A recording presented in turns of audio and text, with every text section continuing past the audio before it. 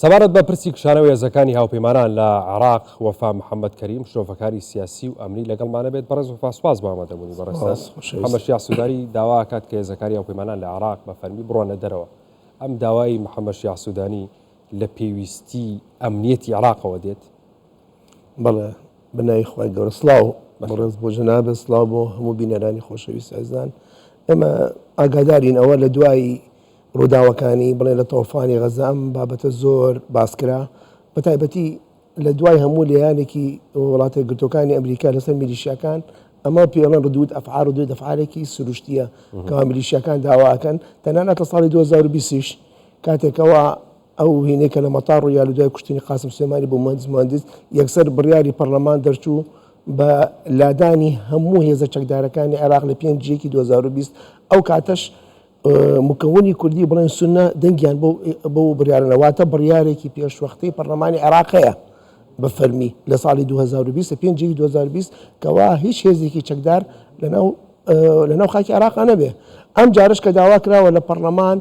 هێزە شیعەکان وستیان لایەنی کوردی و لایەنی سنی بخەنە مووقفێکی زۆر پێڵێن ئەحراجی بەڵام لەسەرش خۆیان کەوتن کاتێکە لە 170 تا 180 پەرلەمانتاری شیعی تەنها 82 پەرلەمانتار ئامادە بوون. زۆر باشە جا بە وردی باس دەواکەین پێم خۆشە ئەو بڵێم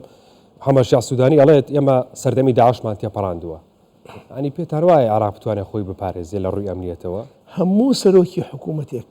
پێی خۆش نییە هێزەکانی ئەمریکی دەرچێت چونکە ئەزانێ ڕەتدانەوەیەکی چەندێ سلبی ئەبێت چ لە باری ئابووری چ لە باری سیاسی چ لە باری ئەمنی تجاری. بەڵام ئەم بڵین ئەم فشاری کە لەسەر محەممەد شیع سوودانیە لەلایەن ئەو گروپانی کە خۆیان محەممەد شیع سوودانیان کردو بە سەرۆکی حکوومەت زۆر گەورەیە. باشە زۆر باشە ینی ئەم کۆبوونەوەی دوایی پەرلەمانی عێراق کە کرا لە 183 پەرلەمانتار 82 پەرلەمانتار تەنانەت ئەوانەی کە واژوویان کرد خۆیان 100 پەرلەمانتار واژویان کرد ئەوانەی کە واژوویان کرد هاتنە ژوورەوە بۆ ئەوە کارە کە سەرۆک کوتلەکان لە ڕۆژی هیناتەما ڕۆژی شەمە بوو بەڵێ سەرۆک کوتلەکان لە کاتیدا سەرۆک کوتلەکان ئەوانەی کە تۆزێ باشتر بیرەکەنەوە لە مەسائلی ڕەتدانەوەی ئەم کشانەوەیە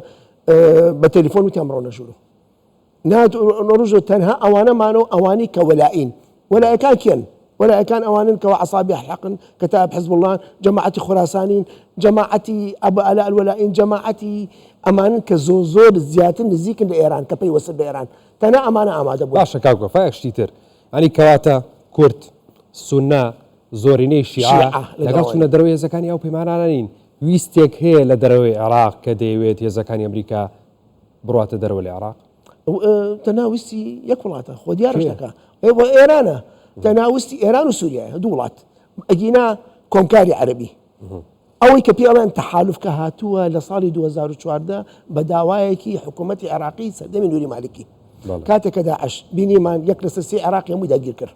ئەوە بوو هێزەکانی عێراق کە 149 ملیار دۆلاریان بۆ سەرف کرا هەر هەمویان بەرگیان نەگرت جگە لە هێزی پێشمەرگەی کوردستان کە توانی قەواری هەرێمی کوردستان پارێزە و توانی کەرکووک پارێزێ هەمویان شکستیان هێنا ئەو کاتە ناچار بوون کەوا داوایان لە هێزی هیناخوایان لە 2011 کە ڕۆشتنە دەرەوە لە ئیتفاقی ئیطاری استراتیجی ئەمنی بوو هی ئیتفاقی 2011 جوندی ئەمریکی نەما 2014 پێویستیەک هەبوو کە پێویستە ئەسنادی جەوی تەیارانی ئەمریکی هەبێ ئەگەر ئەوە نەبووایان نان ئەتوانی لە هیچ شوێنێک ئەو چۆن جەنابی سەرۆک بەرزانی وتی ئەگەر ئەوانە نەبوونایە ئەگەر ئەسنادی جەوی ئەمریکی نەبووایە ئەساسەن ئەگەر ئەمریکا نەبووایە ئەمانەی ئیمڕۆ حکومڕانن لە عێراق ئێستا حکومڕان نەبوون بە پێویستیان زانی هاتوون ئێستا شەڵێن چی ئەمریکەکان ئەڵێن فەرموو هەر بۆ زانیاری بەڕێزت تاکو ئێستا یەک داواکاری فەرمی نەدراوە بە ئەمریکەکان بۆ دەرچوون دوێنێ جەنێرال پاتریک وتبێژی بنتاغۆن وتی تاکو ئێستا داوایەکمان نییە بڵێن کاتێکی زەمەنی دیاریکەم بۆ دەرچوونتان ئەوەی وتوێژی وەزارەتی دەرەوەی ئەمریکاش ئەڵێ تاکو ئێستا کەس بە ئێمەینەوە بڕۆنە دەرەوە ڕۆژی کۆبوونەوەکە کە لەگەڵ حکوومەتی عێراق کۆبوونەوە بۆ دەرچوونی هێزەکانەوە لێ تێگەشتە ئەڵێ لەو ڕۆژەشا باسی ناکەین حیوا بەسەر مۆزوعانیە هەر ئەمریکا خۆی بەیاننامێکی بڵاو کردەوە ئەڵێت باڕوون بێ بەم شێوەیە باڕوون بێ ئێمە لە عێراق ناچینە دەرەوە ئافرین مەبەستی منە قسەیە کەواتە ئەمشتە مەسلێکی ئەعلامية مەسلێکی عاتفیە محەممەد شیع سوودانی لەژێر فشارێکی زۆر گەورەیە شاوەڕێی چیەکە محەممەد شیع سوودانی ئێستا حالیان تۆزێ لیانە سەربازەکان کەم بۆ تۆ لە دوای هەڕەشەکانی ئەمریکا کە ئەڵێ ئەمجار لە ناوخۆی ئێرانە دەم بە فەرمانێکی ئێران بە کەتایبی حزب الله بەوانەی و تۆ کاکە ڕایکردن کە حزب الله ئەڵێ من ڕام گرتووە ئەوە بە فەرمانی ئێران ڕایگرتووە. باشە بە پێی مادەی نۆی دەستور نابێت هیچ گروپێکی چەکداری لە عێراق عليه المادة التاسعة الفقرة باء يحظر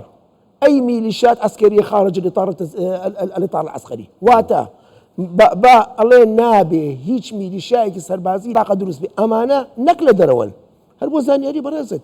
8000 تا 15000 چەکداریان لە سووریا شارەکەن بەبێ ئاگاداری فەرماندەی چەکدارەکانی عێراق نازانێ درۆنی منفلت هەیە واتە ئێمە پێڵێن چەکی لغاو يعني باشترين تفسير السلاح المنفلت ناما ناوى چەکی لغاو چەکی لغاو كلاشنكوف نییە دەماچە نییە کێماڵێن دەبابەیە درۆنە جەیشێ لغاو لە سووریا شەڕەکەشیان بە ئەمری وڵاتێکی ترە کە ئەشکوژێن بە شەهید حسابەکرێن بە حکوومەتی عێراق معاشیان باتێن ئەم هەموو گروپە چەکداری کە دروست بووە کە زۆرن یعنی ئەبێ ئێمە کاکە براشین ئێمە ئەبێ پێویستە هینێکی زانستی مێژووی بۆ گروپە چەکدارانە بسێن چۆن دروست بوون بەبەستە دروست بوونیان چییە و هەتاکو ئێستا ئەم عێراقی ئێمە کە گەندەڵترین وڵاتە لە عێراق کە خراپترین پاسپۆرتی هەیە کە لە دوای هەموو وڵاتەکانی کە لە هەموو ڕێگە خەتەر پیاسەی دەوڵەتی شەڕەشەیە لە سەراسایشی جیهان هەمویان ناویان هەیە لە تیرۆریستەکانی ئەمریکا و لە هەرێ لە وڵاتە هەمویان ناویان هەیە. زۆر باشە بەڕێز وەفا محەممەد کەریم شۆفەکاری سیاسی و ئەمنی لەگەڵمان سوپاس بۆ ئامادەبوونی بەڕێز زۆر سپاس بەخێر بێت.